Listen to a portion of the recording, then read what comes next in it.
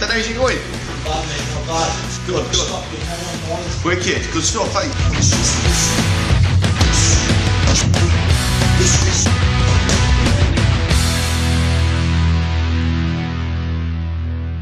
Yes, Paul. Hey, right, Danni, how's it going, pal? Yeah, good. So, looking a bit tired there, pal, you alright? Yeah, I'm alright. I've had a bit of time out due to a knee operation. Just getting back in shape now, just getting ready for 2011. Hopefully going to burst back on the scene and make a massive impact next year, so yeah, just getting ready. Good stuff. I like the pads, mate. Nice one, yeah. Pretty cool then. Yeah, just brand new in from America. Yeah. It's the All-Stars. Well, the All-Stars, are they? All-Stars, yeah. It's backed by the All-Stars fighting team from America. These particular gloves are the Raymond Daniels signature glove. Yeah. And myself is the main stockholder for the north of England. And we're actually selling these products. I do like these gloves, Paul, so you okay for take a bit of time out in your training? We have a bit of a chat, Paul, and just get a catch up, yeah? Yeah, no problems, Danni. Let's go. Good. Today I'm with Paul Smith at the Martial Arts School of Excellence in Bolton. Paul Smith, welcome to the show. Thanks, Danni. Thanks for having us. Paul, as you're well aware, I've known you for around 20 years now. It's quite a long time. One quality that does stand out and that I've noticed quite regularly is that your passion for the sport. You're quite a passionate person. Do you feel that this passion has helped you in the success that you experience today with your martial arts school? Yeah, I've got a very strong passion for the sport, Danni, and the sports side, because we love competing so much. What's actually happened over the years is just spinned into actually doing it as a job. I think people identify with myself and my wife and Danielle, because we are a family-run business, that we are passionate in what we do. That comes across to the parent, and I think they pick up on that vibe straight away. They come to the centre, they feel comfy about what the centre's about. It's family-run. We are interested in the children. We do want to teach the children, and our interest at Best Art to deliver the best possible tuition for that child, and trying to progress every child as an individual. Not having any set standard in the club, so everyone's got to reach this particular level. What we try to aim to achieve is bring the best ability out of every individual, what that individual child, the best they can be, basically. So, and I think that passion just comes across to the parents. So the methodology behind your training, Paul, seems to be quite personal to each individual. Yeah. If we do get an individual in, say for example a 5-year-old child, and is showing very good potential in that particular programme we have for 5-year-olds, we will push them. They'll not be saying, oh, you've got to send that class till you're 7 or 6, whichever it may be. We will push them up. So we'll say, for example, you've got very good ability, we identify that, and then we'll take that child then the appropriate route. So therefore they're being pushed to the limit all the time. There's no fixed boundaries with the club. If there's a child who's struggling or not as talented as another individual, we will then bring them on and keep them in that programme so they're not out of the depth. So I think that's a very important thing, that you don't put a child out of the depth where they feel maybe a bit intimidated or a bit out of their ability. Keep them comfy and bring them on, nurture them, and just bring the confidence on. And over time, because of the training aspect and the programmes that we have here, we do generally bring someone who's a complete non-fighter, as in such where the nature's very placid, they're just not a fighting type person, if you like. They're not aggressive, they're very quiet, that type of person. We've even had people like that come through to be extremely good fighters and move on to be world champions. The things that we actually cover in each programme, like for example 47's Little Warrior programme, we cover all aspects of respect, focus and discipline. We cover balance, coordination.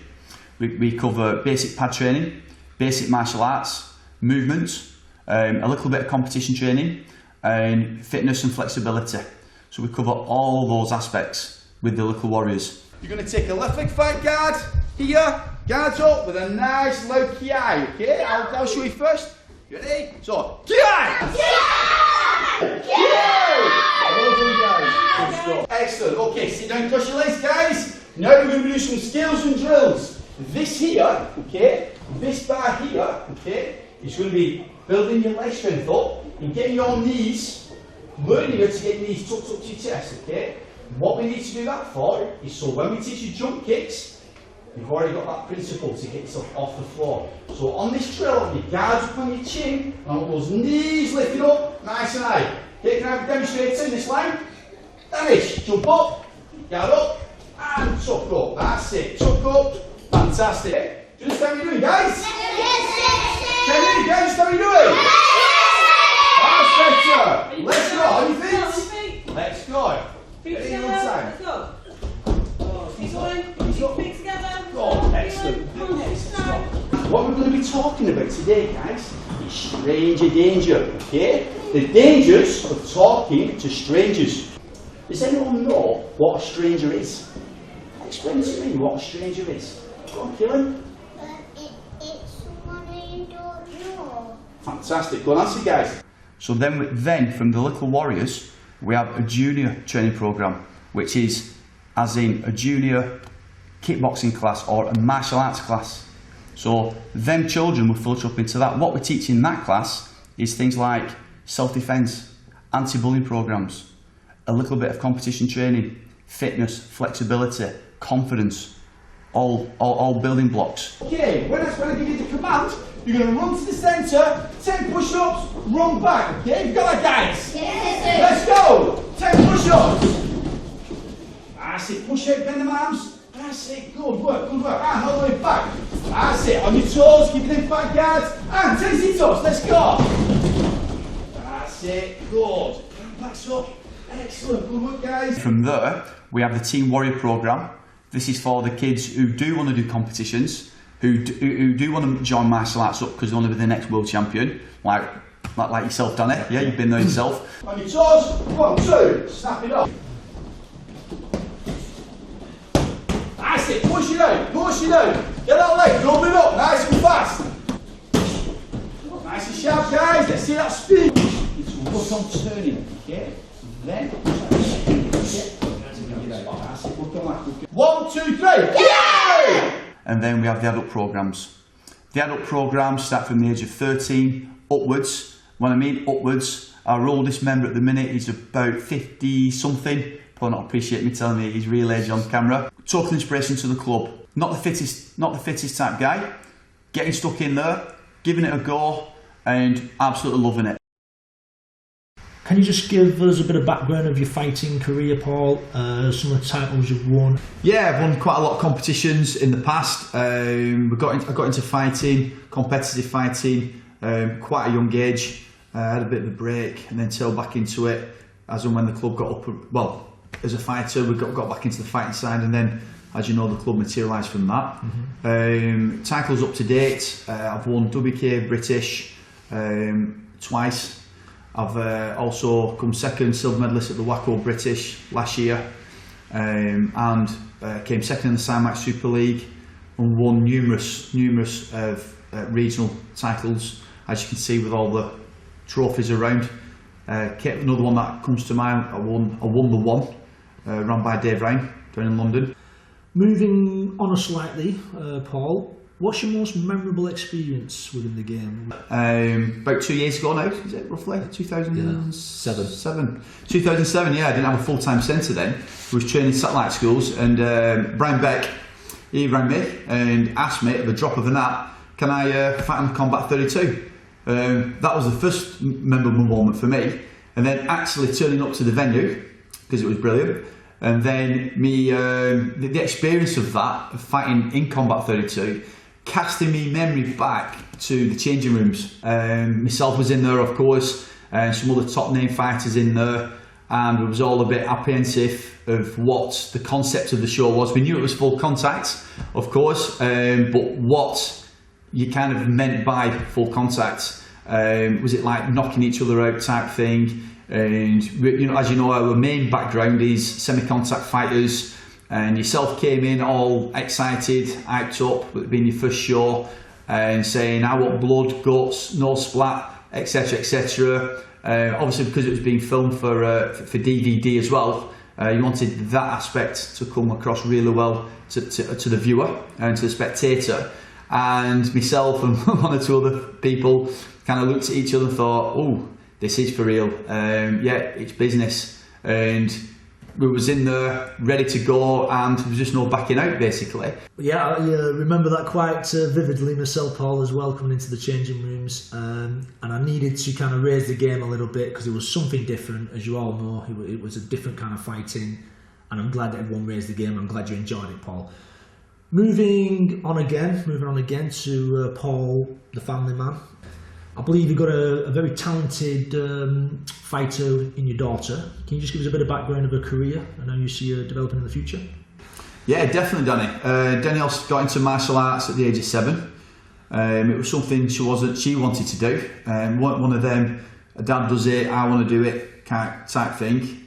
She's obviously been around it, but it was her sole decision. As from getting straight into kickboxing, she's shown very good potential. We took her down to a competition after 3-4 months training, did extremely well, came 3rd, and from there on really she's just kept on developing as a fighter and as an athlete within herself. Some of the titles she's won on her up and coming ladder is she came first at Judgment Day, she won a world title in 2006, she's won loads and loads of regional titles. As you can see, the trophies are around the dojo. And recently she's just qualified for the WACO GB squad, which I was highly delighted for her to get on the team. People do see WACO as being one of, if not the hardest, Great Britain squad to get on. Pure simple factor, as you know, Danny, you've been there yourself, is the standard it attracts. The pure standard there, out of all them girls that she was squad training with, they actually picked Danielle, to represent her weight out in Serbia. So she's due to go out to Serbia and compete in her first big world championships with the team. And for me as a father, for her to be on the WACO squad, it is very, very proud moment for myself. When Neville and Peter came down and asked me what would it be interesting taking her out there and committing to it, I felt very delighted. So since Danielle's been selected for the squad, the preparation aspects of things is we're taking Danielle through a structured training regime, which is a combination of strength work, fitness, flexibility, speed, all these key things which is needed, hopefully, for her to perform out there to her best ability. And the main goal is to come back, of course, as a world champion. Like I said, best of luck. Thank you very much, Danny. Thank you. Thanks for having us. See you next week.